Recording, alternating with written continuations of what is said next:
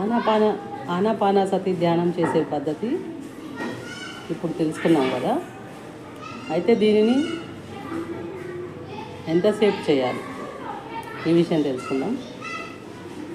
10 సంవత్సరాల వాళ్ళు 10 నిమిషాలు, 20 సంవత్సరాల వాళ్ళు 20 నిమిషాలు, 30 సంవత్సరాల వాళ్ళు 30 నిమిషాలు, అలా ఎంత వయసు ఉంటే అన్ని నిమిషాలు రోజుకు 2 పూటలు చేసుకోవాలి. సమయం ఇంకా మించి చేసుకున్నా పర్లేదు, కానీ లోపల చేసుకోకూడదు. అలాగే రోజుకు 2 పూటలు చేసుకోవాలి, ఉదయం సాయంత్రం. అలానే కాకుండా మీకు మధ్య మధ్యలో వీలైనా కూడా 5 నిమిషాలు 10 నిమిషాలు అలా కూర్చోవచ్చు.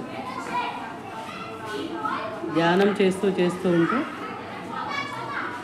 మనము ఆలోచన రహిత స్థితిలోకి వెళ్తాం. ఆలోచన రహిత స్థితిలోకి వెళ్ళాక ఏమవుతుందంటే ప్రాణశక్తి మన బ్రహ్మరంధ్రం గుండా లోపలికి వచ్చి నాడీ మండల శుద్ధి చేస్తుంది.